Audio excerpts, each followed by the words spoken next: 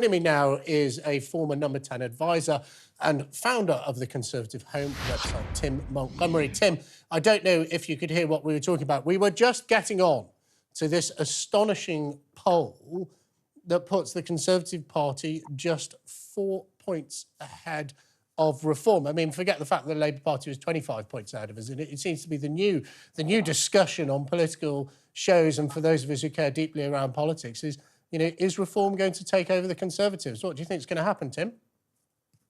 Well, good morning, Jake. Good morning to your other guests.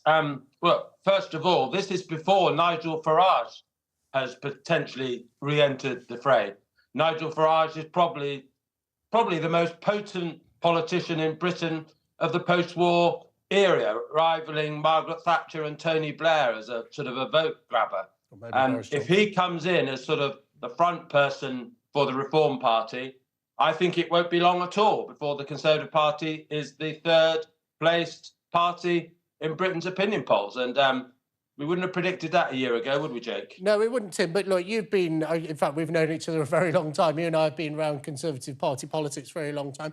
Look, what can we do about it then? Because you're making that sound very old, Jake. I know, but we are old. We are old. I had a full head of hair when you first met me. But what can we do about it, though, Tim? Because, you know, I do recall, this isn't the first time this has happened. Back in 2019, Theresa May got 8% in a national election, and then Boris Johnson, albeit they changed Prime Minister in the interim, came on and won the greatest election victory the Conservative Party has known since Margaret Thatcher. So if we accept that this is a massive issue for the Conservative Party and therefore the Conservative government and those of us who are Conservatives, what on earth can be done about it? Well, look, I don't think we have a trick that we can play like we did in that period you described. Then people still wanted Brexit to be done. There's no issue like that that the country is consumed by in the same way. We were earlier in the Parliament. People hadn't got so bored with us. They were giving us the benefit of the doubt still. And Boris Johnson was, the knight in shining armour on the other side of the hill that people knew was available as sort of the weapon for the Conservative Party to turn to. There isn't an obvious successor to Rishi Sunak in the same way. So a transformation in the Conservative Party's fortunes isn't possible.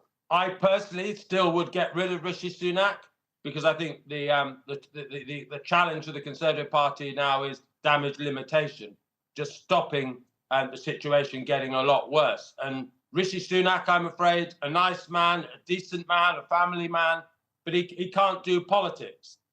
How long has he been Prime Minister now? I still don't really know what he stands for, what he believes in, what he wants to do with government. And I don't know whether you know what he wants to do with government. One thing we do know he wants to do is to stop the boats. And of course, Wednesday this week saw 500 migrants, the highest on record this year. I think this year so far we're up on 10% on last year, which is quite a good year. We actually cut the number of people coming over by a third.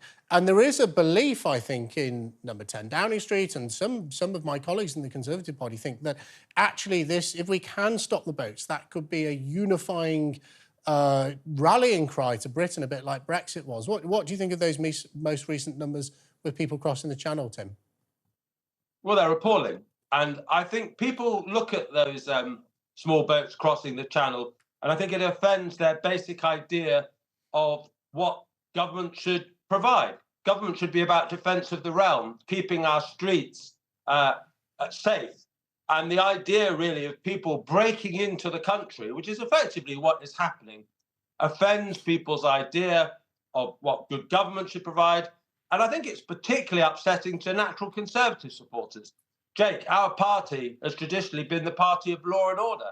And I think we're failing in that regard at the moment. And I don't oppose the Rwanda bill, but even if it passes in the next few days, and I appreciate what you've just said about being willing to be in Parliament day after day to get it passed, the numbers that Rwanda would take in terms of the number of migrants are just so small, hundreds rather than thousands. I just don't think it is the solution that we need. We need a much bigger agreement. We need a much bolder set of policies. Tim, thank you so much for joining us.